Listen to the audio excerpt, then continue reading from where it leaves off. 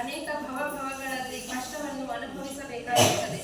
ಹುಟ್ಟುವುದು, ಸಾಯುವುದು, ಈ ರೀತಿಯಿಂದ ಹುಟ್ಟು ಸಾವುಗಳ ಚಕ್ರದಲ್ಲಿ ಸಿಲುಕಿ ನಾಶವಾಗಬೇಕಾಗುತ್ತದೆ.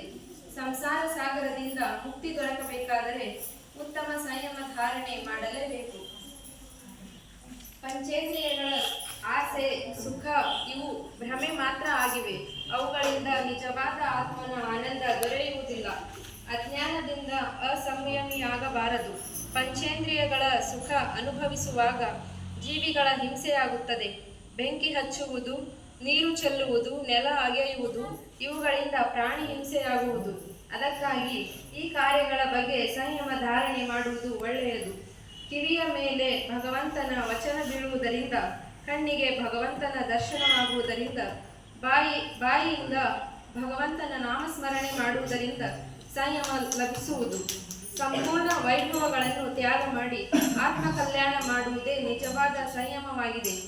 ಆತ್ಮನ ಹಿತವಾಗಬೇಕು, ನನ್ನ ಹಿತವಲ್ಲ ಎನ್ನುವುದೇ ಸಂಯಮವಾಗಿದೆ. ಭೋಗವು ಇದು ಬಿಸಿಲ ಕುದುರೆ ಇದ್ದಂತೆ, ಯಾರಿಗೂ ಸಿಗುವುದಿಲ್ಲ. ತನ್ನ ಇಂದ್ರಿಯ ಮತ್ತು ಮನಸ್ಸನ್ನು ಸ್ವಾಧೀನ ಇಟ್ಟುಕೊಳ್ಳುವುದೇ ಸಂಯಮವಾಗಿದೆ. ಎಲ್ಲ ಜೀವಾತ್ಮರ ಕಲ್ಯಾಣವಾಗಲೆಂಬ ಮಂಗಲ ಭಾವದಿಂದ ವಿರಾಮಗೈವೆ. ಧನ್ಯವಾದ.